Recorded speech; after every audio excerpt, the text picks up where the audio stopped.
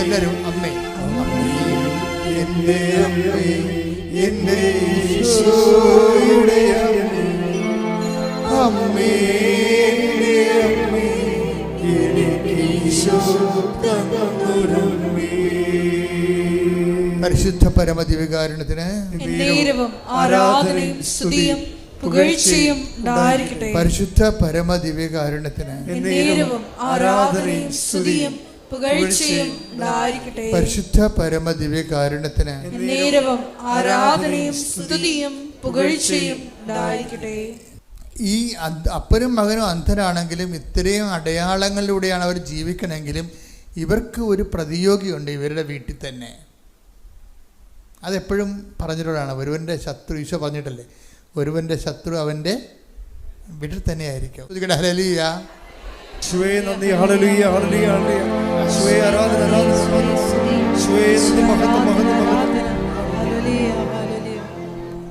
പരിശുദ്ധ പരമദിവ്യകാരുണ്യത്തിന് ആരാധനയും സ്തുതിയും പുകഴ്ചയും ഉണ്ടായിരിക്കട്ടെ. പരിശുദ്ധ പരമദിവ്യകാരുണ്യത്തിന് ആരാധനയും സ്തുതിയും പുകഴ്ചയും ഉണ്ടായിരിക്കട്ടെ. ഇയാളുടെ വൈഫ് ഇതിലൊന്നും വിശ്വസിക്കണില്ല. അത് ഇത്രയും അടയാളങ്ങളിലൂടെയാണ് അപ്പനും മകനും പോകണമെങ്കിലും ഇതിനെല്ലാം ഒരു വെട്ടുപോത്തിനെ പോലെ വെട്ടു ഈ സംഭവം. ഇപ്പം ഇവരുടെ പ്രതിസന്ധി ഇവിടെ വീടിനകത്ത് തന്നെയാണ്. ഇതിനെയും കൂടിയാണ് ഇയാൾ അതിജീവിക്കണമെന്ന് ഓർക്കണം. ഇതിനെയും കൂടിയാണ് ഇതിനെ അതിജീവിക്കേണ്ടത്. ഇപ്പോൾ നമ്മൾ ഓർക്കും വൈഫിനെ കുറ്റപ്പെടുത്താൻ പറ്റത്തില്ല. കാര്യം നിൻ്റെ വിശ്വാസത്തിന് ആക്കം കൂട്ടാൻ വേണ്ടി ദൈവം വെച്ചിരിക്കുന്ന റെഗുലേറ്ററാണ് സംഭവം. നിൻ്റെ വിശ്വാസത്തിൻ്റെ ആക്കം അതെന്താ സംഭവിക്കണമെന്ന് വെച്ചാൽ, ഒരിക്കൽ ഇതുപോലെ ഇവന് അഡ്മിഷനൊക്കെ കിട്ടിയെങ്കിലും പെട്ടെന്ന് ഈ മകൻ അപ്പനോട് ഇവൻ്റെ സ്വരം കേൾക്കണില്ല. അപ്പോൾ 2 ദിവസമായിട്ട് ഇവൻ്റെ സ്വരം അധികം കേൾക്കണില്ല. കാര്യം എന്ന് വെച്ചാൽ ഇവൻ്റെ തൊണ്ടയിലൊരു മുഴ വന്ന് നോക്കിയോ. പാവത്തങ്ങൾ ഓരോ കടനം കഴിയുമ്പോൾ വേറെ അടുത്ത സാധനം വരികയും തൊണ്ടയിലൊരു മുഴ വന്ന കാരണം അപ്പനോട് മുഴയാണെന്ന് പറഞ്ഞാൽ അപ്പന് ഭയങ്കര സങ്കടമാകത്തില്ലേ. അപ്പനെ അറിയിക്കാതിരിക്കാൻ വേണ്ടി ഇവൻ അപ്പനോട് സംസാരിക്കണില്ല. ഇവന് സങ്കടമുണ്ട്, അപ്പനോട് സംസാരിക്കണില്ല. സംസാരിച്ച സംസാരത്തിൻ്റെ അകത്തൊക്കെ പെശകുണ്ട് ഈ മുഴ നിൽക്കണ കാരണം. അപ്പം അതുകൊണ്ട് അപ്പൻ അറിഞ്ഞ അപ്പൻ്റെ ഇരട്ടി വേദനയാകുന്നതുകൊണ്ട് അപ്പനെ വേദനിപ്പിക്കാതിരിക്കാൻ വേണ്ടി ഇവൻ കൺട്രോൾ ചെയ്തിങ്ങനെ ജീവിക്കുകയാണ്. പക്ഷേ അപ്പൻ പിടിച്ച് അമ്മനെ എന്ത് പറ്റിയടാന്ന് ചോദിച്ചു. അത് പറഞ്ഞ് എൻ്റെ തൊണ്ടയിലൊരു മുഴയാണ് അപ്പാന്ന് പറഞ്ഞു. അപ്പോഴുടനെ എൻ്റെ അമ്മയെന്ന് വിളിച്ച് അപ്പൻ ഇങ്ങനെ തടഞ്ഞ് നോക്കിയപ്പോൾ മുഴയുണ്ട്. അപ്പനുടനെ എന്ത് ചെയ്യുന്നറിയാമോ? അമ്മയുടല്ല ഉടമ്പടി ആദ്യത്തെ ഡോക്ടർ ആരാണ്? അമ്മയല്ലേ. അപ്പനുടനെ വിശ്വാസ പ്രമാണം ചൊല്ലി ഉടമ്പടി തൈലം എടുത്തിട്ട് ഇവരെ മുഴയിൽ കുരിച്ചിടും. അപ്പം അമ്മ അവിടെ നിന്നോട്ട് കമൻ്റ് അടിക്കും, ഈ ആഭാസ നാടകം കൊണ്ട് പരിപാടി നടക്കത്തില്ല, കൊച്ചിനെ ആശുപത്രി കൊണ്ടുപോകാൻ പറയും. അമ്മ പറയണതാണ്. അവരിങ്ങനെ എരുതി നിൽക്കണേ. അപ്പം അപ്പനിങ്ങനെ കണ്ണ് കാണാതെ തൊണ്ട തപ്പിയെടുത്തിട്ട് ഈ ഉടമ്പടി തൈലം കൊണ്ട് വിശ്വാസ പ്രമാണം ചൊല്ലി കുശിടുമ്പോൾ അമ്മ അറിയിക്കുന്നുണ്ട് ഈ ആഭാസ നാടകം കൊണ്ട് കാര്യം നടക്കുന്നത്, കൊച്ചിനെ ആശുപത്രി കൊണ്ടുപോകാൻ പറയും. ആശുപത്രി കൊണ്ടുപോയി എവിടെ ചെന്ന് എത്തുമെന്ന് അറിയാൻ പറ്റില്ല. അത് അപ്പനെ അറിയാം, ഇതെവിടെയും കണ്ടാൽ പോകണമെന്ന് നമുക്കറിയത്തില്ല.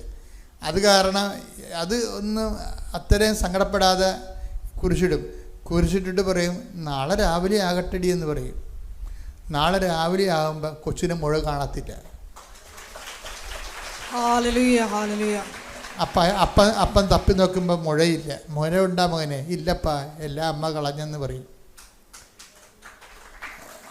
എന്നിട്ട് പറയും അവളെ വേദനിപ്പിക്കാതിരിക്കാൻ പറയുമ്പോഴേ വൈഫിനോട് ചോദിക്കും. അതാണ് സംഭവം. അവിടെ ശത്രുതയില്ല.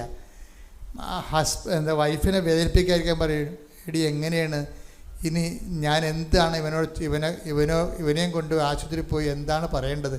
മുഴയില്ലല്ല. അപ്പോൾ അവർ മിണ്ടത്തില്ല. എന്താ കാര്യം? അവർക്ക് മനസ്സിലായി അമ്മ ഇടപെട്ടെന്ന്. ഇതാണ് വിശ്വാസ ജീവിതം എന്ന് പറയണത്. നിങ്ങളിങ്ങനെ കൊണ്ടുപോകുമ്പോൾ ഓരോ പാഠം കഴിയുമ്പോൾ നിങ്ങൾ ബലം പ്രാപിച്ചിരിക്കും. അതാണ് നമ്മൾ സങ്കീർത്തനം 89:17 വായിച്ചത്. ഒന്ന് വായിച്ചേ. ശ്രുതിയുടെ ഹല്ലേലൂയ ഹല്ലേലൂയ ഹല്ലേലൂയ ഹല്ലേലൂയ. യേശുവേ ആരാധന ആരാധന ആരാധന ആരാധന. യേശുവേ നന്ദി മഹത്വം. ഹല്ലേലൂയ. അങ്ങയുടെ പ്രസാദം കൊണ്ടാണ് ഞങ്ങളുടെ കൊമ്പ് ഉയർന്നു നിൽക്കുന്നത്. അവർ ശക്തി പ്രാപിച്ചുകൊണ്ടിരിക്കുകയാണ്. ദൈവകൃപ കൊണ്ട് ശക്തി, അനുദിവിശ്വമാണ് ശക്തി. ഓരോ പ്രഭാതത്തിലും പുതിയ അഭിഷേകം. Hallelujah hallelujah hallelujah hallelujah hallelujah. യേശുവേ നന്ദി, യേശുവേ സ്തുതി. Hallelujah hallelujah hallelujah hallelujah hallelujah. യേശുവേ ആരാധന ആരാധന ആരാധന. യേശുവേ നന്ദി മഹത്വം മഹത്വം മഹത്വം മഹത്വം. റിനി പറയണത് ഭയങ്കര രസമാണ്. റിനി കളമശ്ശേരിയിലെ റിനിയുടെ സാക്ഷ്യം എന്ന് വെച്ച് കഴിഞ്ഞാൽ അവരാണ് പറഞ്ഞത്, കൃപാസനത്തിൻ്റെ ആധ്യാത്മിക അനുഭവങ്ങളെ കുറഞ്ഞ വാക്കിൽ ഞാൻ പറയാം, ഇതൊരു പാലമാണ് നിത്യതയിലേക്കുള്ള എന്ന് പറഞ്ഞ റിനി എന്താ അങ്ങനെ പറയാൻ കാര്യം. പിന്നെ റിനി പറഞ്ഞൊരു വാക്കുണ്ട്. ഇവിടെ വാക്കുകളെല്ലാം ഭയങ്കര ആഴമായ ധ്യാനങ്ങളുള്ള വാക്കുകളാണ്. പിന്നെ എന്താ പറഞ്ഞതെന്ന് വെച്ച് കഴിഞ്ഞാൽ, യുദ്ധത്തിന് കൃപാസന ഉടമ്പടി വസ്തുക്കളെക്കുറിച്ചാണ് പറയണത്. അത് യുദ്ധത്തിന് പോകുന്ന പട്ടാളക്കാരുടെ ആയുധം പോലെയാണ് എനിക്ക് ഉടമ്പടി വസ്തുക്കളെന്ന്. യുദ്ധത്തിന് പോകുന്ന പട്ടാളക്കാരുടെ ആയുധം പോലെയാണ് ഉടമ്പടി വസ്തുക്കൾ. അപ്പം ഞാനോർത്ത് ഇനി ഇവരെന്താ പറയാൻ പോണത്? ഇവർ ചുമ്മാ ഇങ്ങനെ അലങ്കാരികമായിട്ട് പറയണതാണ്. അല്ലെന്ന് പറയും. എന്നിട്ട് എന്ത് സംഭവം? ഇവർ പിന്നെ 6 കാര്യങ്ങൾ പറയും. അതിൽ ഒന്ന് എന്താ വെച്ചാൽ 30 വർഷത്തെ സ്കിൻ പ്രോബ്ലം ആയിരുന്നു. ഈ റിനിക്ക് 30 വർഷമായിട്ട് നീണ്ടു നിന്ന സ്കിന്നിങ്ങനെ വരഞ്ഞ് പൊട്ടത്തില്ലേ, ആ രോഗം ഭയങ്കര ചൊറിച്ചിലും കടിയുമായിരിക്കും, ഒരു സമാധാനം കിട്ടത്തില്ല. അത് ഉടമ്പടി തൈലം ഉപ്പും കൂടി ചേർത്ത് പ്രാർത്ഥിച്ച് വിശ്വാസപ്രമാണം ചൊല്ലിയപ്പോൾ ആ പഴയ തൊലികളെല്ലാം വരണ്ട് ഉണങ്ങി വിണ്ടുകീറിയ ചൊറിച്ചിലുണ്ടാകുന്ന തൊലികളെല്ലാം മാറി അത് സുഖപ്പെട്ടു. പിന്നെ ഇനി പറയണത് 17 വർഷത്തെ PCOD രോഗം. അപ്പോൾ അവർക്ക് പീരീഡ്സ് ഉണ്ടാകത്തില്ല. പിന്നെ ശരീരം ചീർക്കൊക്കെ ചെയ്യും. പിന്നെ പല രോഗങ്ങളാണ്. അപ്പോൾ അത് ഉടമ്പടി തൈലം ഇവർ വയറ്റിൽ പെരട്ടി വിശ്വാസപ്രമാണം ചൊല്ലി. നിങ്ങളെന്താ ചെയ്യുന്നത്? ഈ റിനിയും അതുപോലെ തന്നെ സുധീർ കുമാറും ഒക്കെ ചെയ്യുന്ന കാര്യങ്ങൾ തന്നെ നിങ്ങൾ ചെയ്യണത്. എന്തുകൊണ്ടാണ്? നിങ്ങൾക്ക് ഫീലിംഗ് ഇല്ലാത്ത കാരണം നിങ്ങൾ തലയിൽ എണ്ണ കുളിക്കാൻ വേണ്ടി തേക്കണവർ തേച്ചിട്ടാണ്. അതാണ് പ്രശ്നം. ഇതിങ്ങനെ അവിടെ ഇവിടെയൊക്കെ ഇരുന്നുകൊണ്ട് ഉറങ്ങി വല്ലതൊക്കെ കാണിച്ച് കൂട്ടുമ്പോഴാണ് ഇവരെല്ലാം ഇത് ചെയ്യണത്. ആ ആപ്ലിക്കേഷൻ മോഡ് കറക്റ്റായിരിക്കും. അവിടെ ദൈവ സാന്നിധ്യം മനസ്സിലോർത്ത് അമ്മ ഇവിടെ നിൽക്കുന്നുണ്ടെന്നുള്ള ബോധ്യത്തിൽ ഉടമ്പടി തൈലമല്ല സുഖപ്പെടുന്നത്, അമ്മയുടെ മധ്യസ്ഥമാണ് സുഖപ്പെടുത്തുന്നുള്ള ബോധത്തിലാണ് അവർ ചെയ്യണത്. അപ്പോൾ 17 വർഷം ഉണ്ടായിട്ടുള്ള പീരീഡ്സ് ഇല്ലാത്ത ആളാണ് ഉടമ്പടി തൈലം പുരട്ടിയപ്പോൾ അപ്പം തന്നെ പീരീഡ്സായി. ഇപ്പം എനിക്ക് 28-ാം പക്കം ഒരു കുഴപ്പവുമില്ലാതെ പീരീഡ്സ് ഉണ്ട്. അവരുടെ സ്ത്രീ അനുഭവങ്ങളാണ്. സ്ത്രീകൾക്കല്ലേ അതിൻ്റെ ബുദ്ധിമുട്ട് മനസ്സിലാകത്തുള്ളൂ. അപ്പോൾ എന്ത് വലിയ കാരുണ്യമാണ് അത് ദൈവം അവരോട് ചെയ്തതെന്ന് ആ രോഗമുള്ളവർക്ക് മനസ്സിലാകും. ഈശോയ്ക്കും പരിശുദ്ധ അമ്മയ്ക്കും 1000 നന്ദി. എൻ്റെ പേര് അൽഫോൻസ ജെയിംസ്. ഞാൻ ബഹ്റൈനിൽ നിന്ന് വരുന്നു. ഇത് ഈ അൾത്താരയിലുള്ള എൻ്റെ 3ാമത്തെ സാക്ഷ്യമാണ്. ഞാൻ ആദ്യമായി ഉടമ്പടി എടുത്തത് March 4, 2023 ആണ്. ഇന്നത്തെ എൻ്റെ 2 അനുഭവങ്ങളും ഞാൻ ഉടമ്പടിയിൽ വെച്ച ഒരു നിയോഗത്തിൽപ്പെട്ടതല്ല. പരിശുദ്ധ അമ്മ, ആ സമയത്തിൻ്റെ മേൽ അധികാരമുള്ള അമ്മ എൻ്റെ ജീവിതത്തിൽ ആ പ്രതിസന്ധി ഘട്ടങ്ങളിൽ നൽകിയ അനുഗ്രഹങ്ങളാണ്. ആദ്യമായി ഞാൻ ബഹ്റൈനിലെ നേഴ്സായിട്ടാണ് വർക്ക് ചെയ്യുന്നത്. അവിടെ കോൺട്രാക്റ്റ് 2024 August 19 എൻ്റെ റിന്യൂ ആയത്. 2 ഇയേഴ്സ് കോൺട്രാക്റ്റാണ്. അങ്ങനെ കോൺട്രാക്റ്റ് റിന്യൂ ആയതിന് ശേഷം അവിടെ അവരുടെ അക്കോമഡേഷൻ അലവൻസ് അവർ ആഡ് ചെയ്തു. അവർ ഹോസ്പിറ്റൽ അക്കോമഡേഷൻ സ്റ്റോപ്പ് ചെയ്തു. അപ്പോൾ അക്കോമഡേഷൻ അലവൻസ് ആഡ് ചെയ്തു. അത് സെപ്റ്റംബർ 1, 2024 തൊട്ടാണ് അവർ കൊടുക്കാൻ തുടങ്ങിയത്. അപ്പോൾ ഞാൻ ഓൾറെഡി 10 days ബിഫോർ എൻ്റെ കോൺട്രാക്റ്റ് റിന്യൂ ചെയ്തതിനാൽ അവരെനിക്കിത് തരാൻ കഴിയില്ലെന്ന് പറഞ്ഞു. ഞാൻ മാനേജർ വഴിയും അഡോൺ വഴിയൊക്കെ സംസാരിച്ചു. എന്നെപ്പോലെ 1-2 പേര് ഇതേപോലെ ഇഷ്യൂസ് ഉണ്ടായിരുന്നു. ബാക്കിയുള്ളവരൊക്കെ സെപ്റ്റംബർ മന്തിലുള്ളവരും അങ്ങനെ കുറേ ആൾക്കാർ ഈ ഇഷ്യൂസിൽ പെട്ടവരുണ്ടായിരുന്നു. അങ്ങനെ സംസാരിച്ചു. ഓൺലി 10 days അല്ലേ ഉള്ളൂ. ബട്ട് അവർ BDF ഹോസ്പിറ്റലാണ്, അവരുടെ ഒരു റൂൾസ് അവർ ചേഞ്ച് ചെയ്യത്തില്ല. അങ്ങനെ ഞാൻ എങ്കിലും പേപ്പേഴ്സ് എല്ലാം സബ്മിറ്റ് ചെയ്തു ത്രൂ മാനേജർ. പക്ഷേ അവരത് റിജക്റ്റ് ചെയ്യുകയാണ് ഉണ്ടായത്. രണ്ടാമതും ഞാൻ എൻ്റെ പേപ്പറും കൂടെ വേറെ 2 പേരുടെ പേപ്പറും കൂടെ ചേർത്ത് വാങ്ങിച്ച എല്ലാ പേപ്പേഴ്സും ഉടമ്പടി തൈലവും ഉടമ്പടി ഉപ്പും ആ കവറിനുള്ളിൽ ഇട്ടിട്ട് ഞാൻ മാനേജർ ത്രൂ അത് സബ്മിറ്റ് ചെയ്തു. പക്ഷേ അപ്പോഴും മാനേജർ എന്നോട് പറഞ്ഞൊരു കാര്യം, അവരൊരു പ്രാവശ്യം റിജക്റ്റ് ചെയ്താൽ ഇനി അടുത്ത കോൺട്രാക്റ്റ് ആഫ്റ്റർ 2 years അവരിത് കൺസിഡർ ചെയ്യുകയുള്ളൂ. നമുക്കൊരു റിപ്ലൈ പോലും കിട്ടത്തില്ല, ഇത് അവർ അക്സെപ്റ്റ് ചെയ്തോ ഇല്ലയോ എന്നൊരു റിപ്ലൈ പോലും നമുക്ക് കിട്ടുകയില്ല. ഞാൻ പറഞ്ഞു, എനിക്ക് ഈശോയിൽ വിശ്വാസമുണ്ട്, പരിശുദ്ധ അമ്മയിൽ വിശ്വാസമുണ്ട്, മേഡം ഇത് സബ്മിറ്റ് ചെയ്തോളാൻ പറഞ്ഞ് സബ്മിറ്റ് ചെയ്തു. പക്ഷേ അതിൻ്റെ പേരിലൊന്നും എന്തായി എന്നൊന്നും എനിക്കറിയില്ലായിരുന്നു. ആ ഒരു സമയം ഞാനിവിടെ ലീവിന് വരുന്നത്, അതിന് 2 ദിവസം മുമ്പ് ഡിസംബർ 10th, 2024 ഞാനൊരു സ്വപ്നം കാണുകയുണ്ടായി. ഒരു ദിവസം ഏകദേശം മോർണിംഗ് ഒരു 3 മണിയൊക്കെ ആയി കാണും. അപ്പോൾ ഇവിടുത്തെ 5:30 സമയമാണ്. പ്രത്യക്ഷീകരണ പ്രാർത്ഥന ചൊല്ലാൻ വേണ്ടി ഞാൻ എഴുന്നേൽക്കുന്നത് തൊട്ട് മുമ്പുള്ള സമയം. ആ സമയം ഞാൻ കാണുന്ന സ്വപ്നത്തിൽ ഞങ്ങളുടെ ഹോസ്പിറ്റലിൻ്റെ ഓപ്പോസിറ്റ് പേൾ എന്നൊരു ബിൽഡിംഗ് ഉണ്ട്. ആ ബിൽഡിങ്ങിൻ്റെ മുകളിൽ നിന്ന് പരിശുദ്ധ അമ്മ, ഇവിടെ നമ്മൾ കാണുന്ന നമ്മുടെ കൃപാസന അമ്മ, അത്ര സുന്ദരിയായ ഞാൻ ഈ ലോകത്ത് ഇതുവരെയും ആരെയും കണ്ടിട്ടില്ല. അത്ര സുന്ദരിയായ അമ്മ അവിടെ മുകളിൽ നിന്ന് താഴേക്ക് ഇറങ്ങി വരുന്നു. ഇറങ്ങി വന്ന് ഞങ്ങളുടെ ഹോസ്പിറ്റലിൻ്റെ ഫ്രണ്ടിലൂടെ ഒരു കോറിഡോർ പോലുണ്ട്, അതിലൂടെ കയറി വരുന്നു. ഭയങ്കര സ്പീഡിലാണ് വരുന്നത്. ഒരു കാറ്റിനേക്കാൾ വേഗത്തിലാണ് അമ്മ ഇവിടെ സഞ്ചരിച്ചെത്തുന്നത്. അതിനുശേഷം ഞാൻ കാണുന്ന ഒരു ഇടുങ്ങിയ വാതിലിലൂടെ അമ്മ അകത്തു പോകുന്നു. അവിടെ ഒരു വെള്ള ടേബിളിൽ അമ്മ എന്തോ ഒരു പേപ്പറിൽ എന്തോ എഴുതുന്നു. പക്ഷേ ഇടുങ്ങിയ വാതിലെന്നുള്ളത് എനിക്കപ്പോൾ മനസ്സിലായില്ല. ഹോസ്പിറ്റലിൻ്റെ ഫ്രണ്ട് ഡോറെല്ലാം നല്ല സ്പേസ് ഉണ്ട്, വിശാലമായ വാതിലുകളൊക്കെയാണ്. അപ്പോൾ അതെനിക്ക് എന്താ എവിടുന്നാന്ന് മനസ്സിലായില്ല. അത് കഴിഞ്ഞ് മാതാവ് അതേപോലെ തന്നെ അമ്മ അവിടുന്ന് അതേ സ്പീഡിൽ വന്ന പോലെ സ്പീഡിൽ തിരിച്ചു പോകുന്നു. തിരിച്ചു പോയി അതേ ആ ബിൽഡിങ്ങിൻ്റെ അവിടെ നിന്ന് മുകളിലേക്ക് പോകുന്നതായിട്ടാണ് ഞാൻ കണ്ടത്. അപ്പോൾ ഞാൻ ഡിസംബർ 12th ട്രാവൽ ചെയ്യാനിരിക്കുകയായിരുന്നുകൊണ്ട് ഞാൻ ചിന്തിച്ചു, ഇത് എന്തെങ്കിലും മുകളിലോട്ടല്ലേ പോയത്, അപ്പോൾ മാതാവ് എന്തെങ്കിലും ട്രാവൽ റിലേറ്റഡ് ആയിട്ട് എന്തെങ്കിലും അടയാളങ്ങളായിരിക്കും കാണിക്കുന്നതെന്നാണ് ഞാൻ വിചാരിച്ചത്. അങ്ങനെ ഞാൻ പ്രാർത്ഥിച്ചുകൊണ്ടിരുന്നു. ഞാൻ അതിനുശേഷം കഴിഞ്ഞ ജനുവരിയിൽ ഇവിടെ വന്ന് സാക്ഷ്യം പറഞ്ഞിട്ടാണ് പോയത്, മറ്റ് സാക്ഷ്യങ്ങൾ പറഞ്ഞിട്ടാണ് പോയത്.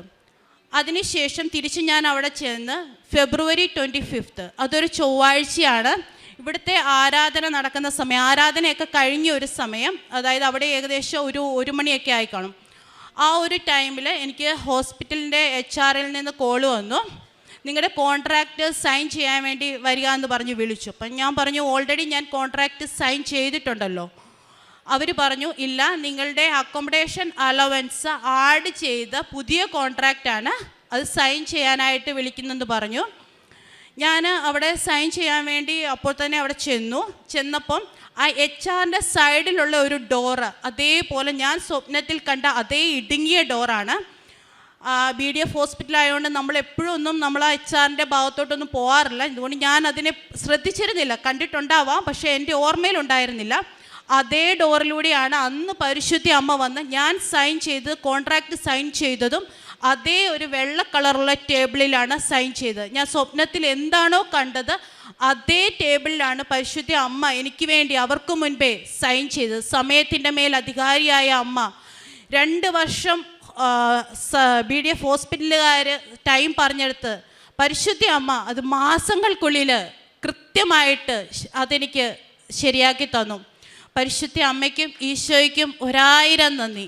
രണ്ടാമത്തെ എൻ്റെ സാക്ഷ്യം, അത് ഞാൻ ഈ കഴിഞ്ഞ ജനുവരിയിൽ ഇവിടെ വന്നിരുന്ന സമയത്ത് വേളാങ്കണ്ണി പള്ളിയിൽ പ്രാർത്ഥിക്കാനായിട്ട് പോയിരുന്നു. അപ്പോൾ എനിക്ക് ഒരു ആഗ്രഹം ഉണ്ടായിരുന്നു, ഈശോയ്ക്ക് വേണ്ടി പ്രത്യേകമായിട്ട് എന്തെങ്കിലുമൊക്കെ ചെയ്യണമെന്നുള്ളത്. അങ്ങനെ ഞാൻ ചിന്തിച്ചു, അവിടെ എല്ലാവരും മുട്ടിൽ നീന്തി വരുന്നുണ്ടല്ലോ, അപ്പോൾ ഈശോയുടെ കുരിശുമരണത്തോടുള്ള സഹനങ്ങളോട് ചേർന്ന് ആ മുട്ടേ നീന്തി, കൊന്ത ചൊല്ലി മുട്ടേ നീന്തി പോകാമെന്ന് ഞാൻ ചിന്തിച്ചു. ഞാൻ ഇതുവരെ അങ്ങനെ ചെയ്തിട്ടുണ്ടായിരുന്നില്ല. ഞാൻ അത് തുടങ്ങി ഒരു പകുതി പോലും എത്തിയില്ല. എനിക്ക് ഒരടി പോലും മുമ്പോട്ട് വെക്കാൻ പറ്റുന്നില്ല. എന്ത് ചെയ്താൽ എനിക്കത് കംപ്ലീറ്റ് ആക്കാൻ പറ്റത്തില്ലെന്ന് എനിക്ക് അപ്പോഴേ തോന്നി. അപ്പോൾ ഞാൻ കൊന്തയെല്ലാം പോയിട്ട് എനിക്കൊരു വാക്ക് പോലും പറയാൻ പോലും പറ്റുന്നില്ല.